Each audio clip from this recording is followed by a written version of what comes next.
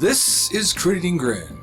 Join us as we play Dungeons & Dragons around ye old table, throwing dice, telling stories, and creating legacies. My name is Eric, and I will be your Dungeon Master for this chapter of our tale. With me, as always, the Crit Crew. On my left, we have... Oh, I'm on the left. Yeah! My name is Katie. I play Elias Idlewind, a Air Genasi druid. I don't have anything clever to say today. It's new. We haven't really done anything clever yet. Yeah, that's true. I guess I'm next then. Yes. My name's Ashley. I am playing Runa of the Moya Join clan, and I am a snow leopard tabaxi. So, from ye old Viking lands to the north. And I'm Brian. I play Aimon Drevin, a aquatic half-elf bard. And this is not a ye old table. This is a new table for season 2. No, it's a ye old table with a bunch of new shit slapped on top. It still counts. That's how that works. Still counts. It's got character. It's got class now. And I'm Jason. I'm playing a changeling rogue named Nox. I don't know what form I'm going to be in, so we'll find out. And we want to welcome you to episode 1 of season 2, What Lies in the Shadows. We have a title for our campaign. As this is chapter 1, titled The Liaison. It has been 25 years since the events of the Call of the Raven and the attempted resurrection of the Obsidian One. The Arcanists have been disbanded as high-ranking members within the faction were found guilty of high treason against the region of Alteratus. The ban on magic items has since been lifted, giving everyone the freedoms to own and use them as they see fit without penalty of law. The Council of Wands, which is a collection or group of wizards and sorcerers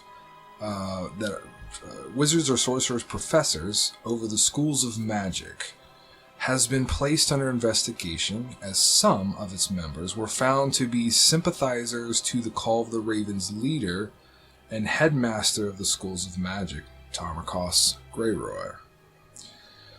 Those members were removed from their positions within the Council of Wands, within the various schools of magic, as they have been banished.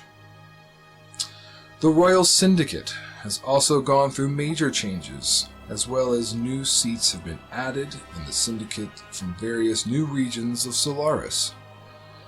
New royal faces have also been added due to the passing or abdication of existing seats, turning this small faction into Solaris' version of the United Nations. The various members within the Syndicate have band together, working with the common goal to keep arising situations in check before they get out of control.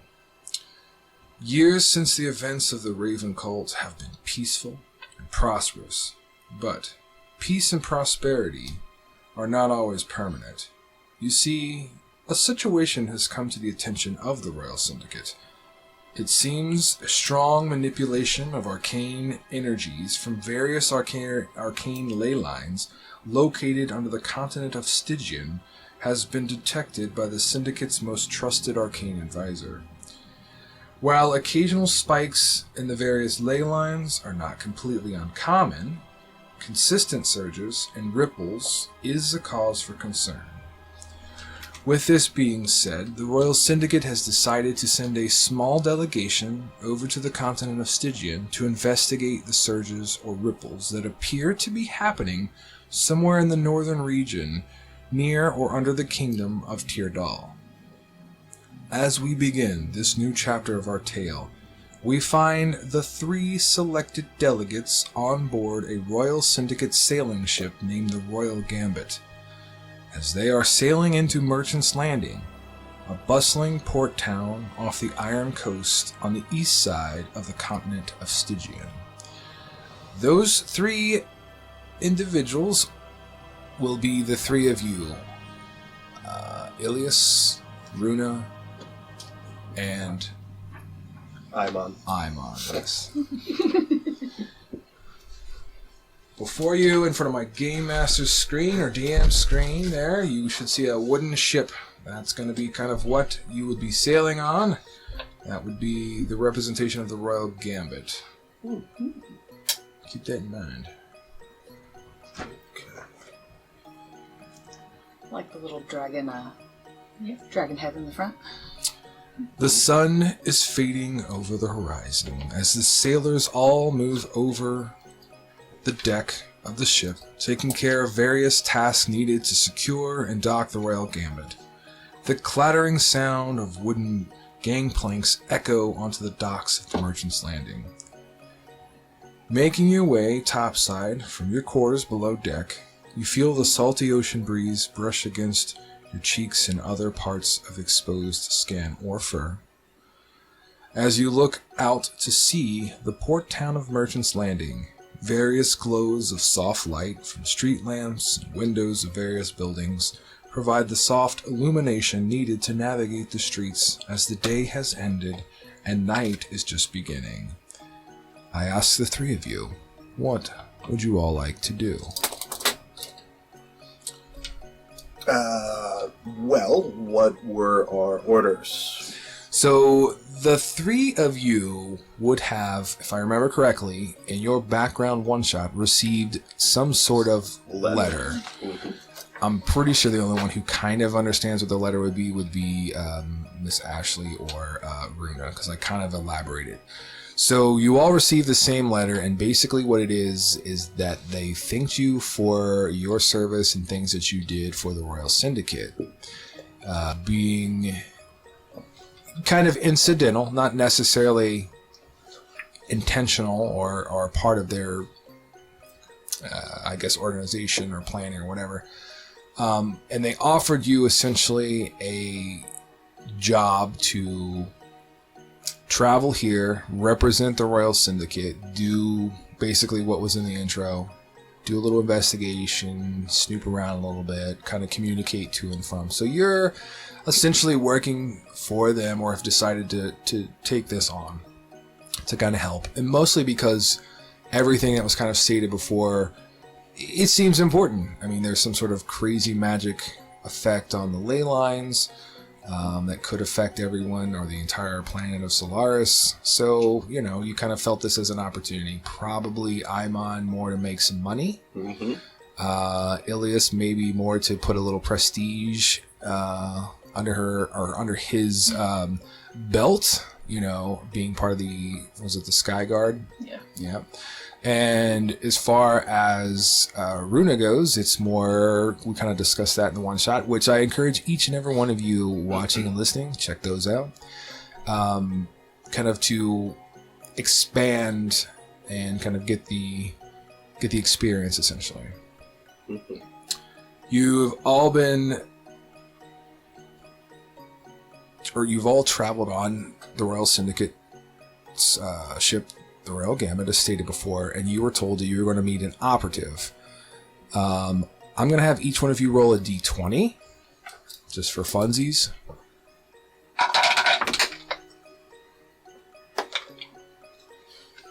Starting it off great.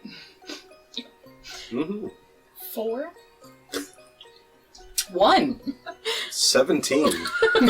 So, Imon, you have been selected to represent the group of 3. Correct. I mean, I am the most charismatic, so You that have makes been sense. you have been given a little bit more detail as far as when you meet this operative. There's been no description, only a passphrase or code, and you've been given the reply to the code.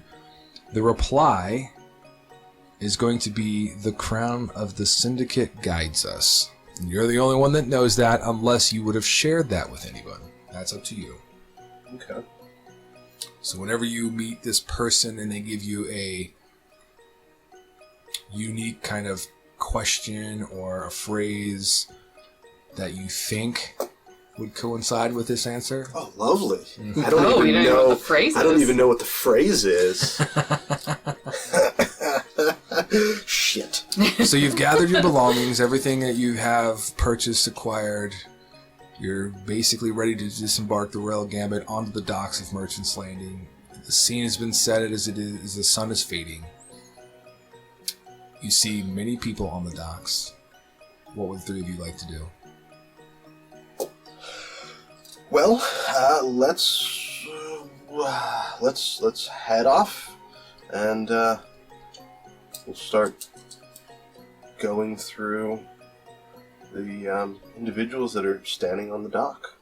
Okay. What's your marching order? I'm the leader, so I'm gonna lead. Obviously. Okay.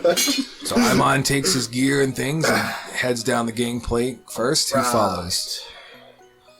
I will follow. Okay. I'll probably Elise go follows. last and definitely be looking around because we're a far cry from home. You don't are even- indeed. Don't even worry. Just stick close with me. I got this all under control. How are there so many buildings everywhere? It still amazes me. It's a port town. Yeah, see, we have, like I said, our just huts, our little igloos. You don't get 2-story, you don't get 3-story, you don't get 7-story. And these look like they could fall over at any minute, some of them. Yeah, we're coming into the big times now. Welcome to the big city. All right. Which is not really a big city. No. It's a port town. It's a port town. They don't need to know I that. don't The know bigger any ones. different yet. Um, Every time you've talked of So, bigger cities, I just scoff at you guys. No. oh, God. No description of who we're supposed to meet. No idea on what the phrase they're supposed to say is. So, This has baffled you through your travels. yeah. Sure, if we start just wandering around. Yeah. Well, okay, so we're in the port city, and remind me, the port city is Merchant's Merchant's Landing. Landing. Correct. Okay. And eventually we need to go to Tyrrell. Where's Merchant Landing on the map? If you want to transition over there to our map, or we don't necessarily have to, but if the viewers want Yeah. to see, This is Stygian, right? you are on the continent of Stygian currently. I will Right. ping and show you where Merchant's Landing is. Ah. That is Merchant's Landing, and the other thing that was mentioned was Tyrrell, which is currently up here. Okay. So eventually we need to get to Tyrrell. How do you spell that? T-I-E... I can't read that. Okay. It's a little fuzzy. Tierr -DAL. Correct. Woohoo! Alright.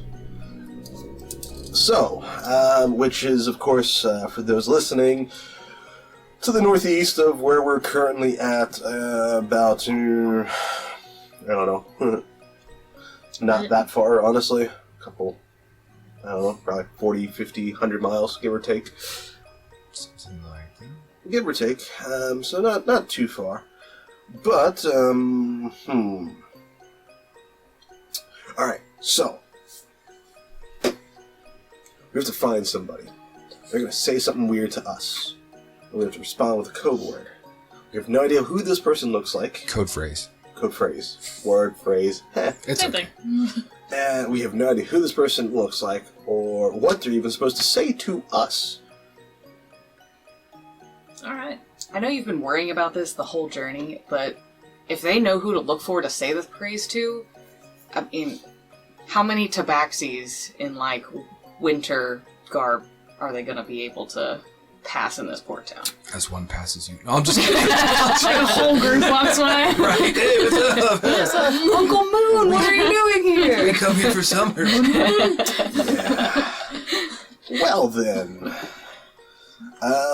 So my plan is to just kind of get off this ship and kind of walk up to the docks and kind of start looking around a little bit. So Okay. go and kind of look around, see if there's anybody that kind of looks as though they're waiting for an individual or a group to disembark from the ship. Sure. Perception is it up. which I am famously fantastic at. That's a 12 plus 0 for 12. Like me to also look around. I mean, if you like, by all means, you're welcome to do so. 15. 10 and 5. I'm just gonna let my passive as I'm taking in the sights and smells. That's Okay. a 15. Okay, so as you guys begin to make your way from the docks, or on the docks, into Merchant's Landing proper, the 15 is going to see a cloaked individual making their way, not suspicious, but in a bit of a haste, if you will, towards the group. Everyone else, the passive perception probably would catch on after the actual perception. You're completely oblivious. Yeah, like, no. oh man. He's too busy, like, actively You're searching. probably everywhere. too busy plotting your next scheme. Let's not lie. Your next money-making endeavor. I mean, Look at all these people here that I can. The group will be approached by a gray hooded cloaked figure holding out a hooded lantern to provide light. And standing on the right shoulder of this cloaked figure, a second cloaked figure accompanying him. A male voice is heard from the first cloaked figure. So the tall one. Sure, Being used as a sure. mount. So a male voice is heard from beneath the obscurity of the first cloak's hood. Let me rephrase that. All is protected under the shield of the Syndicate, as it is said directly towards you, Iman. yes, the crown of the Syndicate guards us. Guys. Guys, Kill him! No. guys, guards. Now this poor there's cloaked a operative brief- is like, Can't read my own handwriting. There is a brief pause, and you will hear from the cloaked figure holding the lantern who initiated this phrase, "Follow me. I will take you to the one you seek." The gray cloaked figure turns along with the accompanying second cloaked figure and leads you into Merchant's Landing proper. Traveling down a main street for 10 minutes or so, I'm going to transition so you can see what Merchant Landing looks like.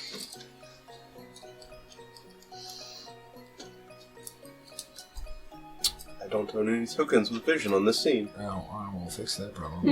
I've learned things. You need to do... is it a session if you don't have some type of technical difficulty? Not with us. No, and all of our viewers just love it, of course. How about that? Ooh, fancy. So fancy. It took so long to do. Yeah. Okay. So picking back up, traveling down a main street, this will be said main street, right about here. For near about 10 minutes, the cloaked figure weaves to the left, down a side street, rejoining another main street, as you continue to follow him for a few more moments before turning right down another side street, and then down this side street. You're led down several different alleyways. If anyone wishes to roll a... oh, what do we do this? We'll do an investigation to try... or survival. This is better survival for tracking, to see if you can keep the direction straight. You're looking at about a 15 or better. 19. 16. Okay, and 30. you've pretty 18. much... Okay. No, I'm just focused on like... I'm the leader. Follow me. So the two of you are taking in all the different scenes, the different obstacles, the different landmarks to kind of keep track of that. So that's good. Iman's too focused on other Nope, things. I'm just focused on following them. The lead cloaked figure makes an abrupt stop as emerging from the darkness are of various alcoves and niches of the alleyway that you're presently in or currently in are 4 figures confronting your party. Well, look what we have here, gents. Traveling, trying to make their way through our alley without paying the toll.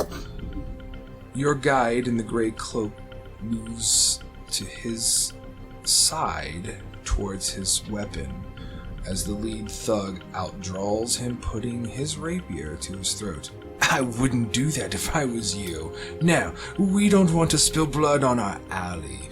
All we want is 10 gold pieces, and you're all free to go. They have tolls on alleyways here? This is not a normal thing. Okay. They're trying to run this. Rob us? Oh, friend, come on now. If you really don't want to spill blood on your alley, I suggest you step aside. Otherwise, the blood that will be spilled will be yours. I'm going to punctuate that with a growl and fangs. And I'm going to attempt to persuade them Yeah. to step aside. Yep. Can I help his? But I'm just giving a little intimidation to back his word. Okay, go ahead and roll He's good cop, I'm intimidation. bad cop. Do the intimidation, and you can make persuasion. With advantage. The persuasion will be with advantage. Intimidation is an 18. That's really good. My persuasion is a 21. Nice. 12 plus 9. Okay. We make a great cop duo. Just I'm fantastic at Okay. talking. Does anybody else wish to do anything? I'm just standing there, Okay. waiting to see what happens. So, the emphasis with the growl and the fangs kind of puts a little fear, and the persuasion, very good. And he's going to say, well, we'll make an exception. Just give us 2 gold and you can pass. See, we really don't take well to trying to be stiff-armed into giving up any of our stuff. Ooh. So, One of the thugs or ruffians is going to kind of slowly move towards the one who initiated this entire encounter, and he's going to put his hand on his back and say, I don't think we need to mess with them. They mean business. I don't get paid enough for this. And he's going to look back towards him, and he's going to just kind of give each one of you a good look. And he's going to say, okay, we'll cover the first toll. Pray we don't meet again, is what he's going to say. And they'll all step off, keeping their eyes upon you. gonna mean mug several of them as we're walking past. Okay. The gray cloak figure is going to kind of like shake, kind of dust off his cloak a little bit, and he's going to move on with the hooded lantern through the alleyway, continuing to lead you where you need to go. After a few moments or so, you find yourself out into a main street in which he begins approaching a very humble, modest building. It looks as if it's a tavern inn, and it's definitely in the heart of the business district of Merchant's Landing, or at least this portion of Merchant's Landing. He enters in, waiting for the rest of you to decide what you're going to do, what your marching order will be, if it's still the same as before, if there was a change up after the encounter. I think same, and we'll continue in. Awesome. There's a door above... Sorry, there's a sign above the door. As you begin to enter into this two-story kind of wooden structure building, the wood is blackened and worn on the building, slightly sun-bleached and showing age. There are two large stained glass windows glowing with warm lantern light that are set on either side of the large front door. Set in the center of the front door are swinging wooden saloon doors, very much old western, if you will. Figures are seen moving about and sitting inside enjoying either food or drink. Upon entering into the establishment, you quickly notice the interior of the tavern of the inn. Oh, let me retcon back up. The sign that was hanging above the tavern door says the Dragon's Ante, which is the name of the tavern inn. My apologies. So now, picking up upon it entering in, you quickly notice the interior of this tavern, or tavern inn, is very much like that of an old western saloon. The smell of ale soaked into the various tables, spots on the old wooden floors catch your senses, mixed with various flavors of tobacco scents that hang in a slight haze in the air. Several patrons look in your directions as you enter in. Then they go back to what they were doing. The Grey Cloak Man is going to pull back his hood, revealing his half-elf heritage, and proceeds to the uniquely carved mahogany bar. I'm going to show you guys what your guide looks like. And we'll pass it around. Second cloak figure, what do you do? I will sit next to the first one. I'll stand by him still, just being silent, watching him. Maintaining your cloak? Maintaining my cloak. Okay. Good enough fur on his face for me. Okay.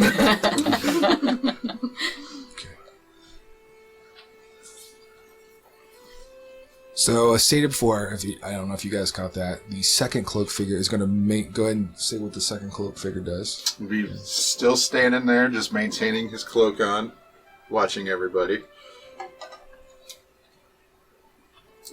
I'm sorry. When they were first introduced, did you say he was standing on the left shoulder or by the left shoulder? On his left side, essentially. Okay. I thought. I thought like tiny person No, on the I'm shoulder. sorry. No, I'm sorry.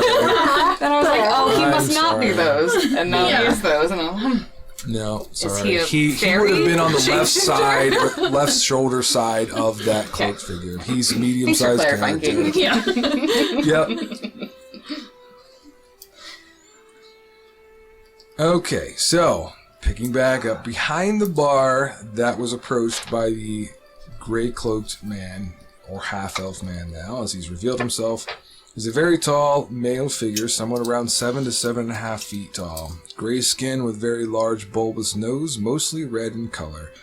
Long hair covered pointy ears, with hair coming from out of them stand out. He's got bushy little bushes coming out of his ears. As a full, thick head of dark brown, curly hair matched with a full, dark brown, thick, curly beard frames the face of this gentle-looking giant. Dressed in simple clothes, wearing an apron stained with various liquids and food smudges, he calls out in a simple yet strong voice, Welcome travelers to the Dragon's Ante Tavern and Inn. Standing before you, you will see a furbolg.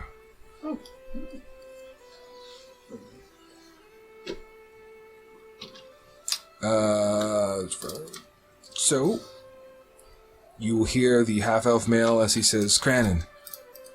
C-R-A-N-A-N for you taking note. These are the delegates the mistress sent for. Is the lair prepared? To which Cranan will innocently reply, Well, of course. You expect anything less? You then get a look back from the half-elf male as he kind of gives you the look to follow him and kind of gives you the body gestures and kind of subtle nod. Do you follow? Yeah. Yeah. Is there anything else you would like to do before following? Can I stop and get a drink? Sure. What do Oh, you ask sniff. Cranan for? An ale. All right.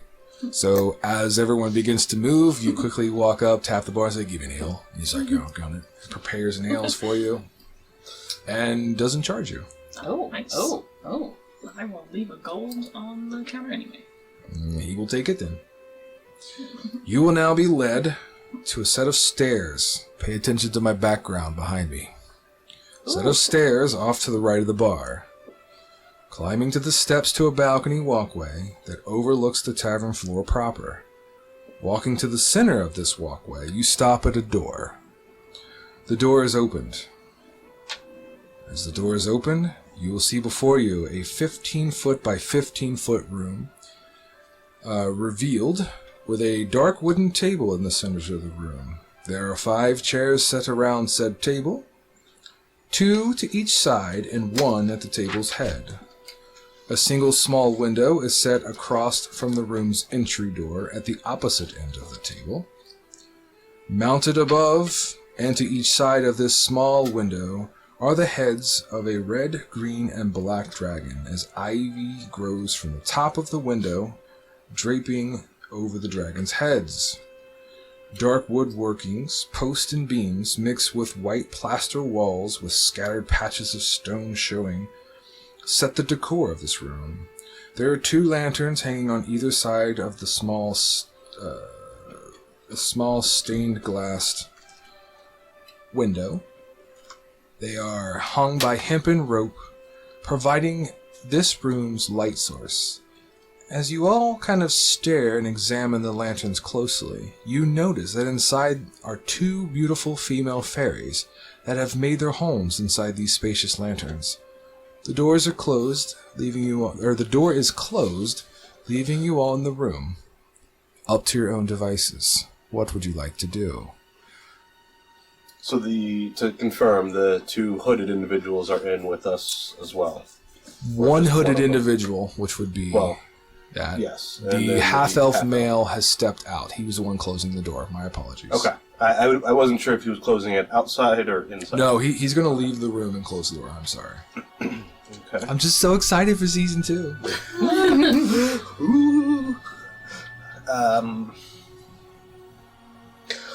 Well, pardon me, friend.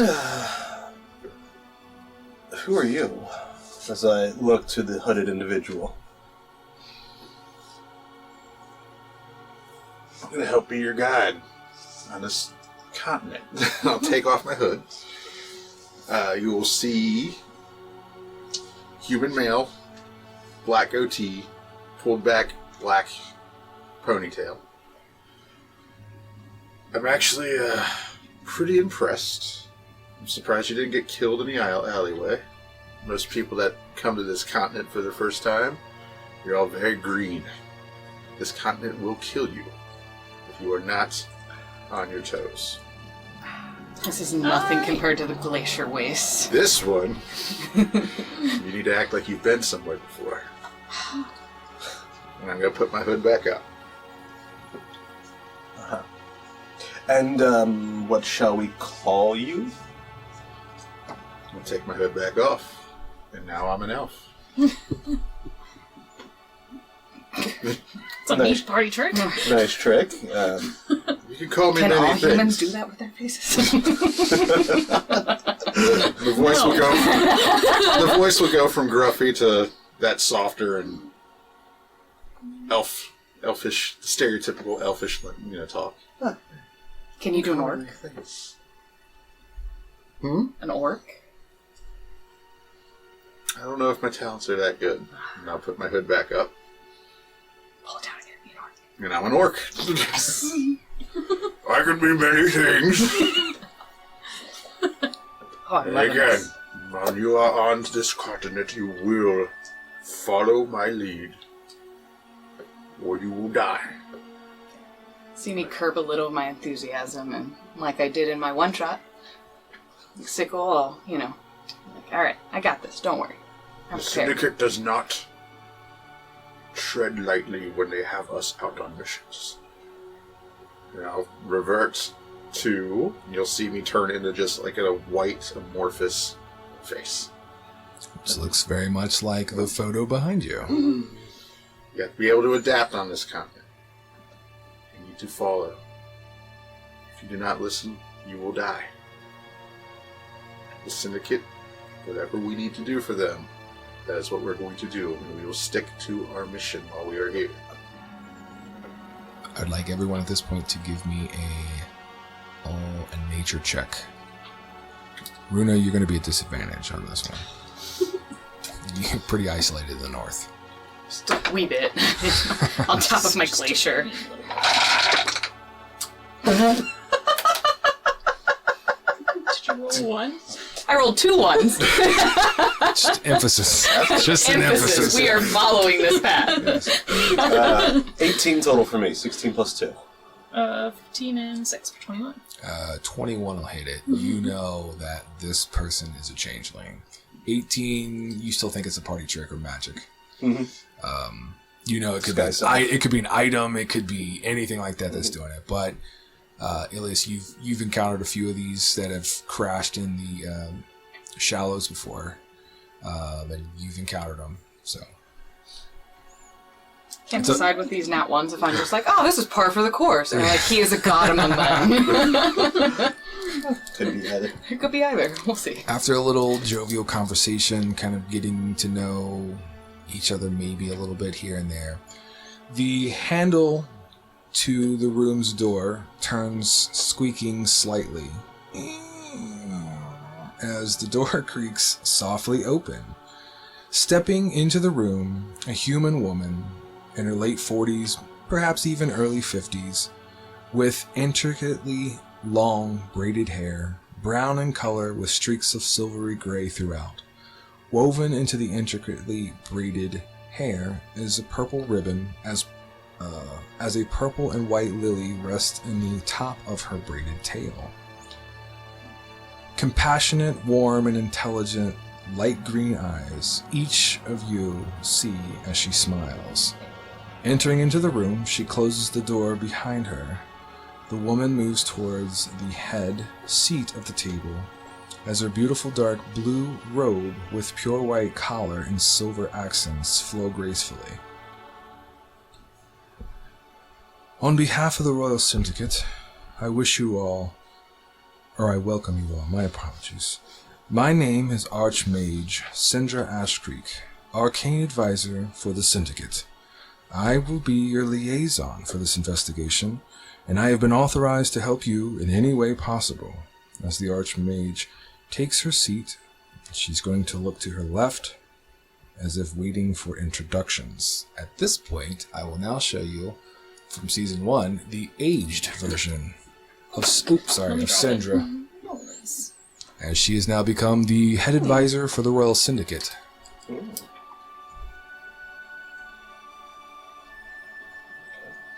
Have I had any interaction with her? You have seen her, Yes. but not like interacted. You would have seen her because she would have been there to thank you upon rescuing or doing what you did in your background. Okay. So, introduction. She looks to her left. Oh, that's me again.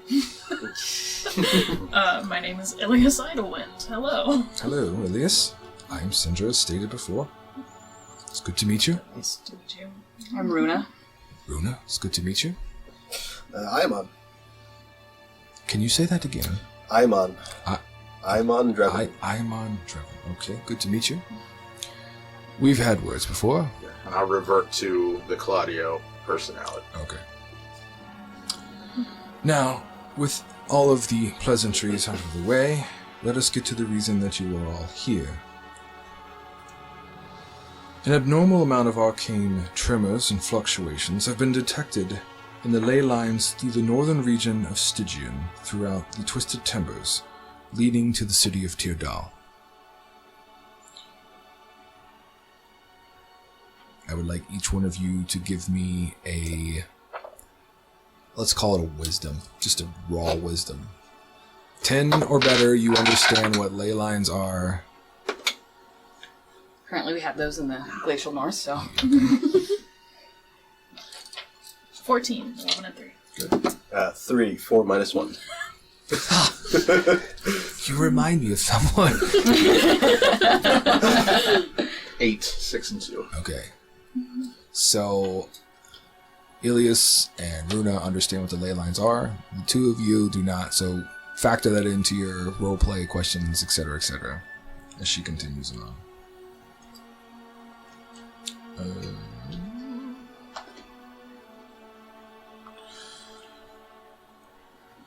Let me find where I am supposed to be. Strange occurrences have taken place over the past several months. That time with these strange fluctuations in the arcane ley lines. Arcane tremors is what I will refer to them as. We, being the Royal Syndicate, have spoken with the Queen of Tyrdal, Queen Leora Nightshade, and have assured her that the Royal Syndicate will be traveling to investigate the strange happenings in Tyrdal.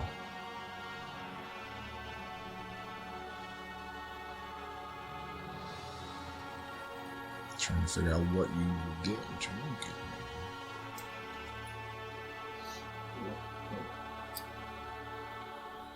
The Queen has assured us that the Royal Syndicate is not... Oh, I'm sorry. Sorry. The Queen has assured the Royal Syndicate that it is not her people's doing. That's what I was... She's guaranteed her people's innocence in these strange happenings, and has even went out of the way to invite this delegation to the Kingdom of Tyrdal. The Queen, Leora, believes that this is the first steps in developing good relations and a path towards maybe an acceptance or joining the Royal Syndicate. Therefore, the Syndicate is very intrigued in aiding and helping what they can. You will be traveling through the Twisted Timbers in order to get there. You will have a guide once you arrive there that will help you traverse that. The people inhabiting the city of Tyrdal are Dark Elves, is what she says. The Twisted Timbers are Fey-touched, or Fey-wood.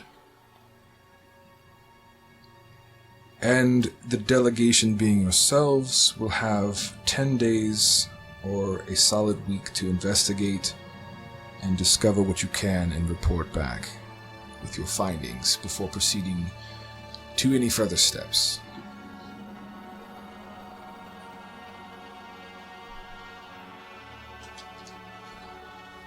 She crosses her hands and sits patiently waiting for questions or comments. Forgive me. What are these ley lines that you speak of? Arcane ley lines are veins of raw magic energies that are spread throughout the entire world of Solaris, much like the arteries or veins of a living, breathing creature. There are certain people that are very sensitive to this raw magic that flows through these ley lines, making it easier for them to draw or tap into, as they learn how to draw from these energies and manipulate them into magics or spells. Those who study it and learn to use it to its full potential develop sort of a symbiotic bond with the arcane energies, allowing them to feel when significant amounts are being drawn or affected, is what she says.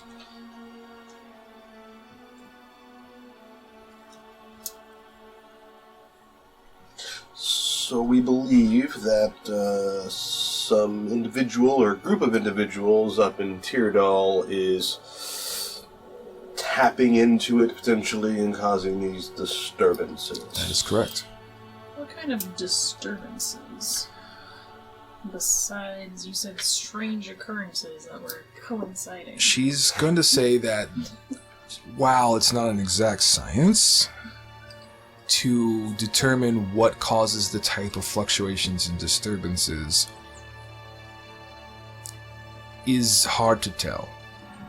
But the amount of energies being drawn or affected play into something serious, is what she says. You know, an occasional fluctuation of great energies could vary between a magic item, a powerful spell being used, but on a consistent basis to where it is a pinging hotspot, essentially, that's cause for concern. And that's why the Syndicate has brought me in and made me the position I am today, because I'm very attuned to these things and I've had time to study them through past experiences, is what she says. So it's not like, creatures are being summoned and going wild and killing people, or... It could be. Oh, shit. It could be. No. Again, it's not an exact, this fluctuation means that this creature is being summoned, or this creature... It is just a broad spectrum, I guess is the best word. The strange occurrence that coincides with the ley line. Like, what kind of strange... Earth-shattering. Does that help sum it up for you?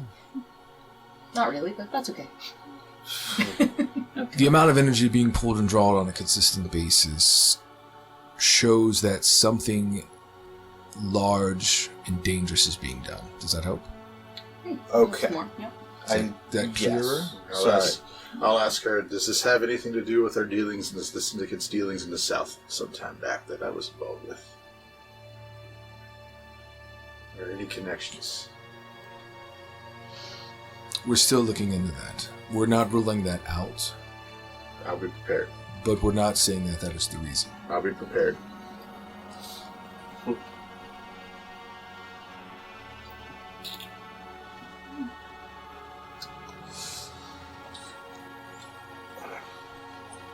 So, to confirm, our goal is to go to Tyrdal, That's correct. try and assist and discover whatever it is that's causing these strange disturbances, You have been paying attention. and stop it. That's correct. But we don't know No. what strange occurrence is actually occurring. Before you stop it, We you're are to supposed to report back. report it. Correct. Well, And then proceed It's with fine. the next phase if needed. I mean, he's going to be the one. They are going to be the one reporting back. We'll just stop it. So that's fine. Not sure that's what she said. Yeah. Any other questions?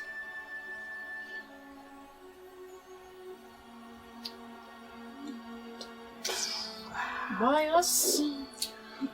It's come to the Syndicate's attention that each one of you have displayed certain things in perhaps your past that prove valuable or some type of asset to traveling to Tyrdal. I am not part of the council. I am just instructed to deliver the news, is what she'll say. I mean, we've seen how, strong and powerful the syndicate individuals are. Don't be rude. Right. I'm sure we would have talked about this, but my first meeting, they were freezing to death in a cave. Literally, almost frozen to death in the. Ours were captured by slavers. Yeah, and Oh, they were frost giant. They were basically in the freezer to be the frost giants, like quick meal. yeah, they were getting ready to be slaves and starving to death. Yeah, so So we totally understand that they're probably need a better crop of people in their organization. Yeah. Anyway. The hour draws late. I am sure that after your travels, if there are no further questions, that you are quite ready for a good night's rest. I will meet everyone on the tavern floor below by first light on the morrow to send you on your way. She begins to stand, giving you one last opportunity to ask questions or anything before she leaves.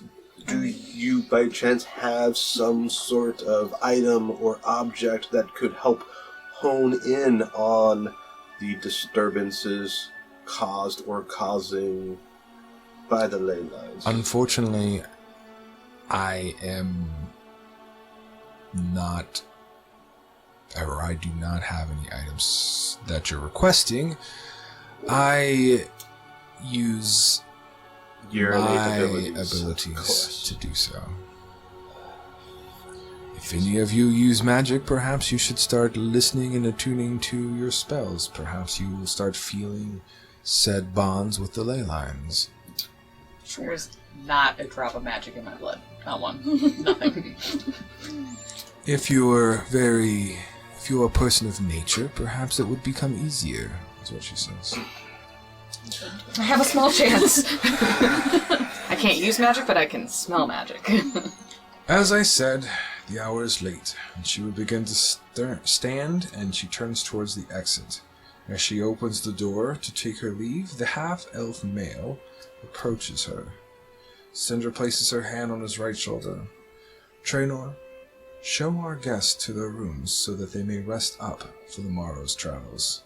And Cinder moves past Traynor and takes her leave. So I guess I'm showing you your rooms, is what he says. None of you decided to run or back out. You're all going for this. Unfortunately, that seems to be the case, Traynor. So I owe the two of you, as he looks towards Ilias and Aimon, a bit of a thank you for rescuing my brother on that slaver ship. That's what he says. You're welcome. You know, Gavron? Yes. You know, you met him, right? Yes. I'm pretty Yes. sure he said, hey, these two show great potential. And hey. Oh, yay. He was so memorable. Yep. Honestly, Met that one. Anyway, come on, follow me. Trina will lead everyone out of the room. Before we leave, I'm just gonna take a claw and tap the little fairy light. Okay. After they've left the room. The light from the fairy will flutter and pulse and kind of flicker, and then it begins to move around inside there angrily, like Tinkerbell in a bottle, essentially. Just like you've Can the fairy agitated her. flip them off? I mean, if you want to look, get a good perception and look, I mean, sure. Trainer will lead everyone out of the room, and to the right, you'll walk about 15 feet over the balcony that overlooks the tavern floor proper, as everyone sees Syndra exit the Dragon's Ante. Trainor rounds the corner to the right again, at the end of this balcony walkway, revealing a long hallway that ends with a single window that is open as a gentle breeze can be felt from that window. On the right side of this hallway are 4 doors. Lit lanterns hang above the door that provides adequate light for those of you that don't have dark vision. And Trainor will move to the first door, opening it, revealing a very simple room. A single bed rests off to the right of the door, as a small table rests beside the bed's head. A lit hurricane lantern sits on the bedside table, providing the simple room with dim light for the most part. These 4 rooms are yours, as he kind of looks from the room he's standing in front to the one off to the left, and so on in a row. As he motions, swinging his arm in the direction of the other 3 doors. Take your pick, they're all the same. Trainer will step back as he begins to take his leave. Rest up, and don't be late tomorrow. Syndra hates it when people are late. As Trainer rounds the corner, leaving you all to pick your rooms, what would you all like to do?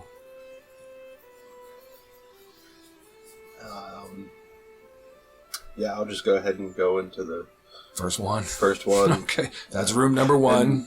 I'm going for the third one. Okay, room number 3.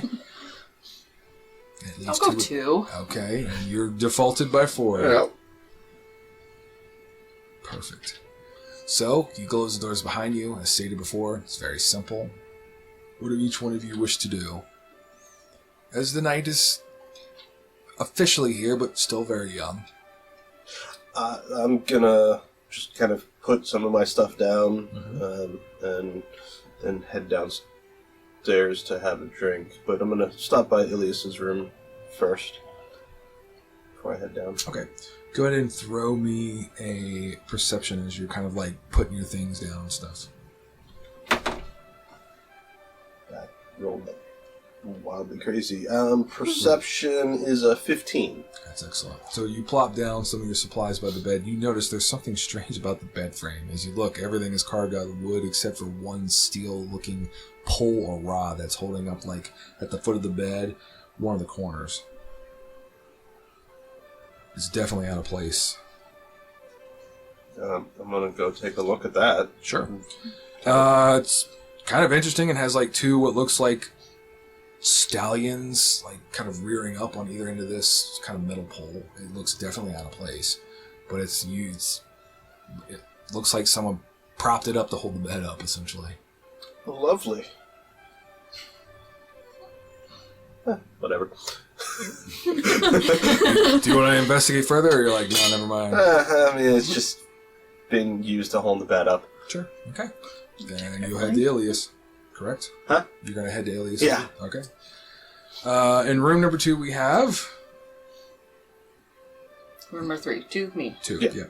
So yours the same way. Simple room, laid out the exact same way as everyone else's room. What do you want to do? I'm gonna take a look around, scout everything out. Throw me a perception A check little if bit you out of would. curiosity, a little bit out of, perception. That is an 18. Excellent. So you put some things around, kind of tidying stuff up. And you open up the nightstand's drawer, kind of looking like everyone does. What was left behind? All the things. And you see something laying inside that nightstand drawer. It looks like some sort of primitive tool, like a screwdriver or something like that. Okay. It looks just about like that. Ooh, Pass that down. very interesting. This logo. Let's see. It's a sonic screwdriver. It's a chisel to me. I'm gonna pick it up. Okay. It feels well crafted, although it doesn't look well crafted. And you're going to kind of get to playing around with it a little bit. And you're going to discover that this is an all-purpose tool. Uh-huh. And the statistics of the all-purpose tool are located on the back of the photo.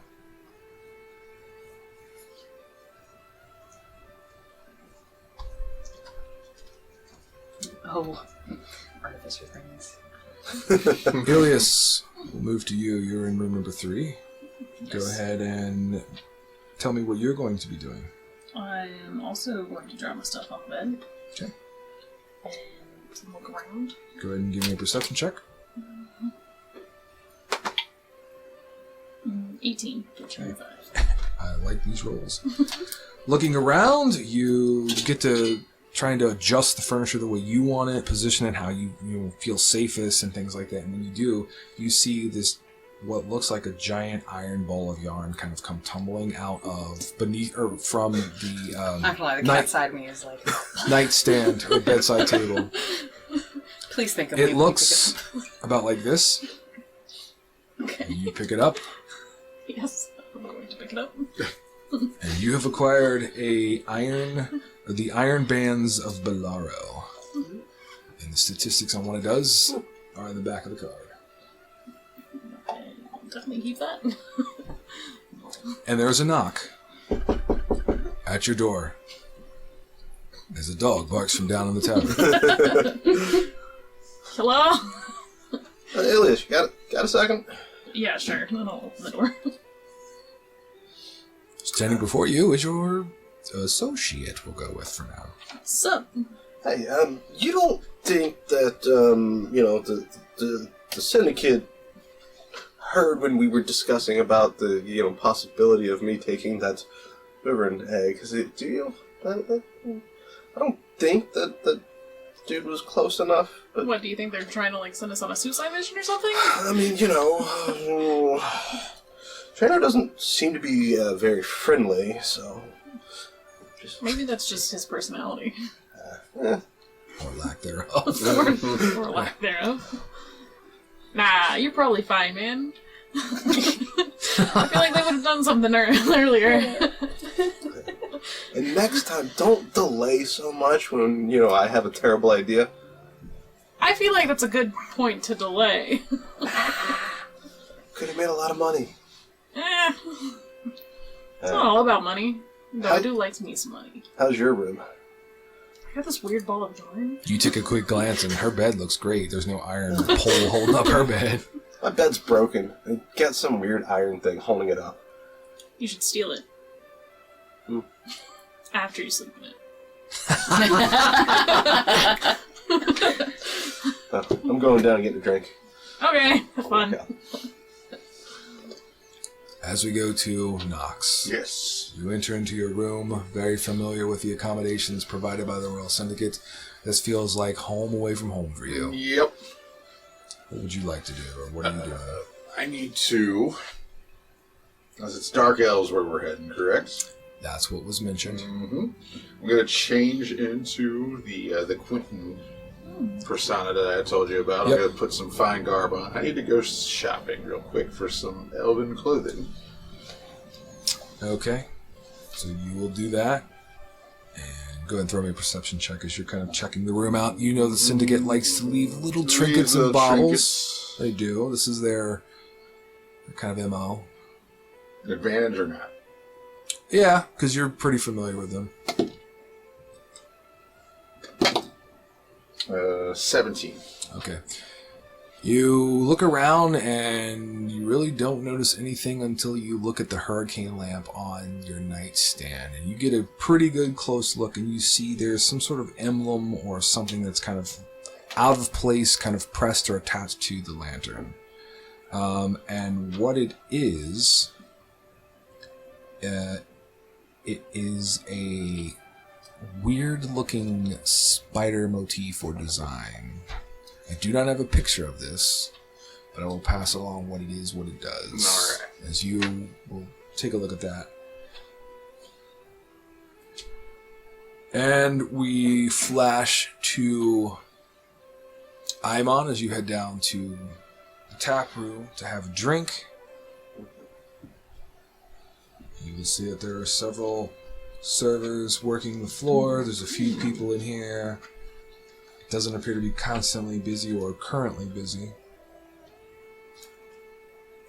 And you will see the Furbolg barkeep who's still keeping. But at this point, it looks like he's talking to a half-orc male. And they're conversating behind the bar. I'll just grab a table Okay. and wait for a server to come over and just order me an ale. Excellent. You'll see the Furbolg kind of pat the half-orc on the shoulder, and it looks like the changing of guard. So it looks like the night barkeep is checking in, being the half-orc, and the day barkeep, being the Furbolg, is heading home for the evening. You will be approached by a... Oh yeah, we'll go with this one. A dark, fair-skinned tiefling. So it looks as if like she has, how do I want to describe it? It's kind of a gray overall color with like highlights of really dark black, if that makes sense. Okay. And she's going to approach and she's going to say, well, you're new-faced around this pots? Yeah, A drink, I take it? yes, that would be fantastic. That's an interesting mark on your face, that scar. She kind of leans in with these eyes of curiosity and she says, where did you get it from? Well, I come from the Shallows, and growing up, I was, it's a bit of a troublemaker at times, and some of my friends bet me whether or not I could go and, or whether I was brave enough to go and smack a giant crab. I won that bet, but I ended up with this. So brave is what she says. Yeah, I don't know if it's brave or stupid, but I'll go with brave. So an ale for you? Yeah, an ale, and what do you have for food? Not much. Just some standard, I don't know, we have some bread and cheese if you want a little bit of a snack. We also have, let's see, where's my food list here? Is it which one? We have some porridges if you're interested in a little bit more sustaining food. We do have a little bit of mutton if you're interested. Yeah, I'll do some mutton. Okay, that'll be 3 silver pieces. That's All what right, she says. I'll hand over a gold. Oh, So by the keep it. way, my name's Ecstasy. Just holler if you need me. Will do, Ecstasy. Will do. And she will saunter off. Her little tail kind of swings very loosely beneath her kind of attire. You're gonna take a look at the bar, and the half-orc is laying on the bar, kind of squinting his eyes at you like, you better watch yourself. Like, doesn't say it, but he's got that look. I don't want no trouble here. Now, while our friend Aimon is doing that, what does everybody else want to do? I want to try and do what Sindra suggested, and like tap into the Okay. mattress. Okay. So how do you want to proceed with doing that? I have no idea. Well, it's time to Like, role play and figure this out. I'm gonna be very confused. Like, I guess I'll just like sit here and like focus on my magic. Okay. Go ahead and give me an Arcana check.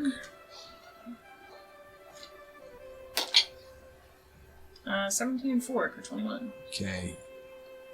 You are 4th level. Mm-hmm. Pick one random, your choice, at least 1st level spell to cast. Hopefully something not explosive or damaging. I mean, unless we really want to just end this early. I use it at least 1st level. At least 1st level. Levitate. Oh, that's a good one. That's a good one. So you cast Levitate, you sit there, and you're kind of trying to figure out what she said. You had a pretty high Arcana check. You will feel, once you kind of like try to focus and tune it, you are feeling kind of that strange tingly effect when you cast it, which you've never really paid attention to before. It's very faint, and it's kind of new and exciting, but scary or strange at the same time. Like, oh, this is weird. Like, this changes the ball game. The spell goes off. You levitate. You can kind of get the sense that it's being pulled from somewhere, and then the spell will kind of. Well, how long is it? It lasts for what, an hour, or is it longer than that, or is it less than that? I don't remember. Up to 10 minutes. Okay, so 10 minutes come and go. You gently kind of float back down to your bed. You no longer feel that sensation, but now you have an ideal of what it feels like, and now you're like, okay, so this, over time, you probably can start getting a sense or feel of what you're looking for. Neat. Be like, well, that was Strange. wild. And I'm gonna look around my room again and be like, at least there was no one in here when I did that. Nope. And then I'm gonna head downstairs. Okay. And we move on to the other two. Who wants to go first, Knox or I'll go. Yeah, I'm dressing up because I got to go shopping real quick. Correct. Yes. So you will. And I'll head downstairs. Perfect. You will probably head downstairs right behind Ilias at this point. Yeah. Ilias, I'm assuming you're going to head towards the table where you will see. Yes. Yep. Aimon, and then the both of you will see as a form they haven't seen. You'll just see an individual kind of walk past you and head out, essentially. Correct? You haven't shown this form to I haven't shown this form. Yeah, okay. Yep. So there you go. Go ahead and give me a survival check to get your bearings. You've been to Merchant's Landing, but it's been a while, so we'll see if you can locate what you need. Where'd it go? A 9. Yep, you're going to start walking. Interesting enough, you are going to spot, before you have been spotted currently, those ruffians in the alleyway. They're coming your way. They don't know what you look like, but you're going to see that they are really mercilessly kind of bullying the one guy who got intimidated / persuaded not to take the coin. He looks rough. He's like, I don't know what to do. I got to give this guy. He's got to get 10 gold pieces. I mean, if he finds out that we let people go out in the alleyway without collecting coin, we're dead. We're dead men. And they're all like, no, you're dead. And they all keep going on with that conversation as they pass you. You find an establishment that, you could buy some clothing from.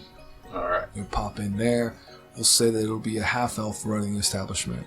So you get a sense that they have a good display of clothing that you're looking for. All right. I'm going to find a female garb. Okay. Are you looking, what quality are you looking for? Not fine. I guess just standard, common. Okay. You probably will be able to find that for about, let's see, where's my, probably about 4 gold pieces will get you a couple, we'll say a couple different outfits to choose from that you can mix and match and change it up multiple times. That way you've got a little versatility if you want to change your look from one to the other for some type of infiltration or something like that. Yeah. So you will make your purchase, exchanging your coin. I'm just heading back to the tavern. Okay. Are you going to go to the table or are you going back to your room? I'll go to the table. All right. So you guys have been provided, you've been provided with your drink and food. Ilias, are you getting drink and food? I'll just order whatever he did. Okay. So same price. What was it? 3 silver pieces for the mutton. The drinks are free. Just keep that in mind. we'll go to Runa. What will you be doing? Have I seen Ilias or Imon use any type of tools for anything? Like they tinker around with things, or Not currently, no. Even on your travels on the Royal Gambit, you haven't seen that. either one of them? Do I know them to be magically inclined? You may have seen displays of magic from Ilias. It may have been parlor tricks. You're not sure. I'm gonna take the little screwdriver chisel thing that I found. Sure. Kind of looks like a little ice pick chisel to me. Yeah, exactly. So, after I've kind of secured everything in the room, I'll head down and probably see those guys over the table and go join them. Okay. So Runa will join the two of you as you have food and drink. You will see the tiefling as described before. And she says, well, hello, my name's Ecstasy. What can I get for you? Are you hungry? Are you thirsty? I like your tail. Both, thank you. I groomed it well this morning. And what can I get for you to eat? And what would you like to drink? Say, well, we'll go with an ale. That's what those are drinking. And do I smell some meat? As you literally probably see Iamon like with mutton. Right. I'll have a serving of that as well, please. Okay. 3 silver pieces for the mutton. Drinks on the house. And she gives you a subtle wink. That is about the time that Nox, you will return to the table. The 3 of you will see this random person walk up to the table. You saw him leave. And now he's standing at your table. Hello? Can we help you? I'm just here to eat and mingle with you all. My name's Quentin.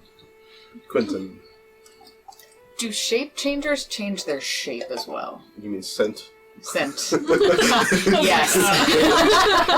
Yes, that's in the name. It's supposed to be completely indetectable. Yeah, Okay. so it is, So he smells different, Different. looks different. Yeah. Right. Or, well, no, was this a female form? that This you is a picked? male form. The male form, okay. Yes. So, Now this one has brown hair with a Yes, brown good hair. luck keeping up with this, guys. This is going to be fun. Well, it's nice and all. I appreciate you walking up to 3 strangers and wanting to mingle. Why? single and looking to mingle. And I'll lean in and say, you haven't learned anything yet, have you? Cadence of the voice different, like any clues. Yeah, the voice is different. Okay. You know, the voice changes with each I don't know, like the The manner of cadence? speaking, like how Oh, he... give me an insight check. Okay. And give me a deception check with advantage. I know what she's saying. Yeah. The voice is, but the way you, 12. Oh, this will be fun. Yeah. Speech patterns. Can I also do an insight Sure. after he said Yeah, absolutely. 23. that? Oh, okay, maybe not. I've never seen this person, heard this person, seen this. 14. Yeah, no. So there With you that go. insight, does he seem friendly? This stranger? Just a little aggravated that nobody's caught on yet, being aware of their surroundings. And Since I know he's a shape changer, though, Yeah? would that help at all? Maybe like advantage on the I roll. mean, beat the 23. you could, Roll you damage. could, You already rolled a you 4. know they're a shape changer, but determining what shapes and sound, Yeah. that's like, Uh, that's tough. I'm gonna say no. Fair enough. I will say that if he keeps going on, kind of with his reiterating, then it'll take you a minute, but it'll click. It's meant to click. Yeah. Yes. So let's say after a few minutes, he keeps kind of reiterating how you haven't caught on and things like that. Now it'll click. Oh, okay. This is. I know nothing about shape changers, so I mean, just not clicking for me. For me, I just assume disguise self. I've seen people use that in the past, so that's what I figure. All right. Right. It's you. All right. Hello again.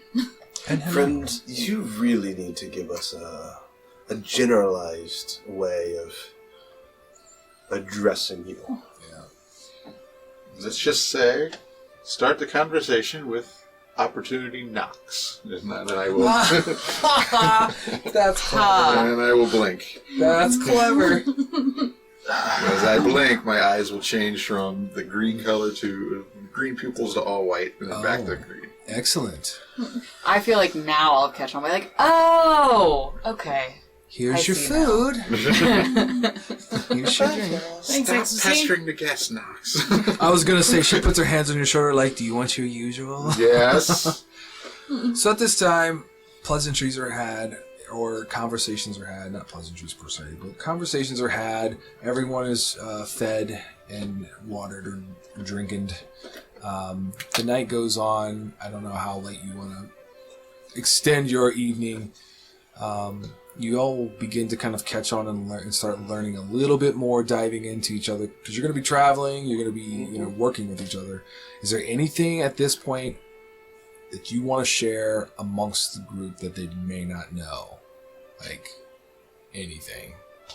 Or are we keeping everything secrets? Or any conversations you think may have had in this downtime? Does anyone else find random things in their rooms? Speaking of, I mean, my pull it bed's out. I found broken. this ice chisel, which is weird because there's not really much ice down here. Correct. Mm-hmm. Wild. Almost a weird metal ball. Actually, what I'll have, Imon, you can roll. I'll have you roll a. It's magically, if anyone wants to sense. I was gonna say you would roll a Arcana check on that one because you may have seen things while digging through the shallows, treasure hunting. Yeah. 12. 9 plus 3. I mean, you've seen things like that. It looks like a tool. You don't know exactly what it does, but you could say, "Well, it looks like some type of device used to turn things called screws." Yeah. I'll tell you what. I'm going to go ahead and just cast Detect Magic. Oh, you get magic all over. Not only from the table, from various places. Yeah. It's up to 30 feet, right? Yeah. Yeah. You're getting there's Just like magic lights pinging. blinking everywhere. Yeah, essentially. Yeah, Exactly. That's kind of how it appears. Oh yeah, you're getting a ping off of me. Yeah. Okay, you got lots of magic, magical items on you. Is it magic? I'll pull it out because I didn't know it was magic. Well, Well, it is, but I don't know. oh, it's it magic, is. So I'll throw it. So he throws this like a spider motif kind of emblem or a pen or something, pendant or something like that on the table. I'm assuming you're talking about that because Yeah, I don't know yes, magic. That's one. The ball thingy. That's magic. I expect Yeah, awesome. I have no use for it. If Are you anybody sure could- your bed leg is not a thing? I'll have to check it out in the Don't morning. steal it. I don't need it. I can determine the school of magic of all of them, but I have no idea what they They are. do. Yeah, I don't have identify. So Correct. yeah, they're magical of some sort. You would have to maybe study them, spend some time with it, see what you can find out about it. I feel no connection with this ice pick whatsoever. Kind of pass it around if anyone else feels particularly like they could attune to this. You don't want it, I'll keep it. And I'll sell it. Something I don't know. I'm gonna be like, oh, let me see what that is. I'll trade give ya. The spider thing. Mm-hmm. So it looks like a brooch, a pendant, or a symbol of some Nope, sort. also can I just No. not feeling the I'll just put it back Vibes, in my the bag. The vibes. not feeling vibes off of this. The guy. Let me see Does your anyone magical else screwdriver feel- here. Here, while It's an I ice have pick, this friend. up, I'm gonna do Run a upstairs. quick run upstairs. And That bed leg is glowing. Elias was right again. Interesting.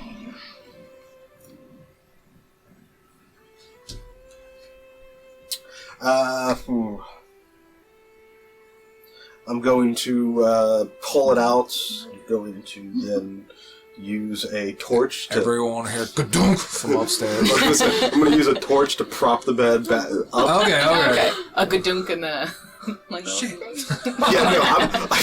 I'm way too weak to probably even hold this bat up.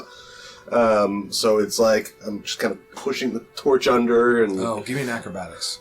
Oh, great. See if you can make us swapsies like Indiana Jones. Acrobatics. Oh, that's a 9. Yeah, I'll give it to you. Generous. That's what you acquire as you put the torch. That's what they look like. Interesting. Fun. Fascinating. As he's talking to himself in his room. Alright. I'm gonna come downstairs and you will see me carrying... Oh, also, who has that object you acquired? That long wooden object? Do you have that? Yes. Yeah, it's glowing from wherever you got it. Yeah, oh yeah. Okay, alright. I knew Okay. that from last time, but I Okay. still haven't figured out how to get into it. No, you have not. I'm well aware that... Okay. Just wanted to make sure. Yeah. Because you've got it up, it might as well let you see different things. Oh, Do yeah. you still have all the other things you acquired? Yeah, oh yeah, I got all the different gems Yeah. and... Yeah. Huh? I said you do. Yeah, I got... he passes it around, and it says there's a button on top. Yeah. I'm gonna push that button. Yep. And it's... Just like chinks, It like just stops, it freezes. You try everything you can to move it, and it just floats and locks in the air. is this one of those magic tricks again, guys? What did you do? There was a button. Don't press random buttons on objects you don't know anything about. I mean, So maybe stuck in air. something interesting happened though. You can press it again, and it'll unlock. It'll exactly. Well, At least we know what it does. yours is more fun to play with than mine is. That's what she said. Actually, I'm gonna put my little thing in the air and juke. It doesn't. I don't think so. I'll take yours and let's see what the let's see. Spill So the night moves on, getting later and later as everyone shares their acquired toys or objects that were randomly placed, possibly by the syndicate, possibly by someone else who was in that room. Ales are emptied, food is had, bellies are full, conversations take interesting turns left and right. At this point, I'm assuming your eyes are getting heavy, you'll head up to your rooms, take your long rest. Everyone will do so as we quickly transition to the morning. As the morning has come, there is the sound of rain dancing on the roof that wakes everyone up. The morning's air is brisk, as the earthen smell from the rainfall, known as petrichor, hangs heavy in that brisk morning air. Below you in the tavern floor proper, the sounds of morning's work begins to ramp up. I'd like each one of you to give me a constitution save to determine who's the first to wake. Oh shit. 14. 17. 11. 11. Okay, the two of you guys are sleeping in. 17, you're the first to wake. Describe what Aimon looks like waking up from his slumber. Oh, his hair is a mess. So he starts kind of working it, trying to get it back in the bun. Please lick your hand. Do the mom. No, it's just straight, like, hands through, like, ah. Oh, okay. And then puts the bun up. Nice. All right. And then I will go and get dressed and walk downstairs and see what's going on. Awesome. Next up is 14, Nox. That's me. Mhm. Uh, What does Nox look like or do? Nox is going to wake up and change into a dark elf female. Oh, interesting. Okay. Putting on the newly Put on the acquired. new equipment, yeah. Awesome. Do you want to describe what the clothing and outfit will look like? It'll be a green tunic. The elf will have that fair blue green Now, skin. just to warn you, most drows wear dark Yeah. dark elves. Yeah, the dark elves. Yeah. Yes, they We'll wear go those colors. black then. Blacks, grays, red, dark reds, Dark all black, those drab, grays, dark yeah. colors. Okay. I was thinking more of like a dark green, but You could do that, absolutely. I just wanted to make sure not, you not didn't the like bright Yeah. sea green. Yeah, No. I didn't want you walking in dressed like a, No, it'd be more wood elf. forest. Yeah, I was dressing like it with the dark green and the blacks because Okay. we're going into the forest. Okay, yeah, that sounds great. And you'll make your way down. Downstairs, yeah. All right, awesome. Two of you. We'll start with. Let's go with Runa. How does Runa wake up? So, my braids and everything I have, I think very Viking. Might be a little out of place, but very used to sleeping in much harsher conditions. Right. I probably, snuggle under that blanket for just another minute or two, because this is a very nice, soft bed compared to ice and snow. Right. But, I'll kind of pop up, take a little bit of sleep out, groom a few bits of fur that seem to have ruffled the wrong way. Nice. Hopefully no coughing up hairballs. We'll see. And I'll, usually probably fairly quick to, gain wakefulness. You're used to, getting up, working, so I will, head down if I see those two at the same table. Actually, I don't know. Did Knox go to a table? Did you go downstairs? Yeah, he went to a downstairs to table? the tavern. Okay. So I'll see a person I recognize and a person I don't, and I'll sit down and I'm just gonna stare. A little heavy, maybe opportunity knocks. Then I'll blink. That's amazing. I'm too tired for that. And Ilias? As an air genasi, I have a constant breeze accompanying me. Oh, I would love to have that constant breeze myself. So normally he's got his hair pulled back and braided. Yeah. But he gets up, it's unbraided, so it's slightly blowing in the wind. So he just descends the stairs like Fabio or something. Yes, Fabio. Love it. Love it. And goes and sees Runa and goes and sits down. Awesome. I'll give it. As you guys have That's not descended so and made your way Yeah, I down, figured. as promised, Sindra can be seen sitting at a nearby table that's large enough to sit the entire party from the balcony. As everyone kind of makes their way over, I'm assuming towards her, or you can have your own kind of moments before you approach her. I'll just go right over to Cinder. Yep. As everyone approaches, you can see that she is sipping on a hot drink and scraps of food rest loosely on her plate. Good morning, I hope all rested well. Please sit. They serve a very hearty breakfast here. As she raises her hand to signal to the human male waiter, as she says, Nicola, please bring our friends the hearty breakfast. As you all give your orders, you receive your food, and you finish eating and drinking, Cinder's going to stand and begins to head towards the bar. Follow me. As Cinder will lead you all to a very small alcove, about 8 foot long, somewhere around 4 feet wide, just off to the left side of the bar.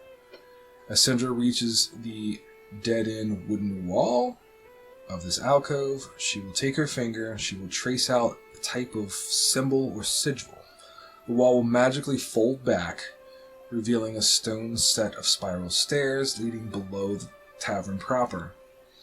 She will reach to an unlit torch resting in a sconce off to her right as she whispers into the torch, "Light." The magical light springs to life and the tip of the torch, or on the tip of the torch, as she begins to descend down the stairs. As you all descend, following Sindra, you find yourselves in the cellar of the Dragon's Antique Tavern and Inn. The cellar seems to have been expanded into an apartment or a laboratory, leading everyone into this apartment or laboratory section of the cellar. Everyone begins to notice, traced on a 10-foot diameter section of the floor, a teleportation circle. Please, everyone step into the circle. Now this will place you all just outside of the Twisted Timbers, saving you a day or so of travels. There may be a slight discomfort or intense nausea accompanied by ringing in your ears. Cinder will then reach into her pocket of her robe, pulling forth a brilliant red glowing crystal as she hands it to who wants it. I'll take it. Okay. When you are ready to return here, just break the crystal on the circle that you are traveling to, and the magic inside will send you back here. And good luck to all.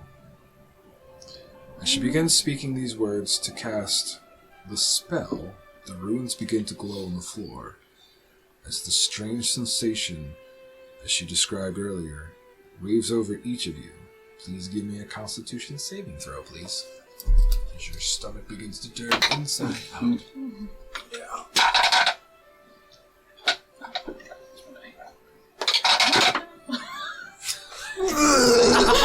Same. 15.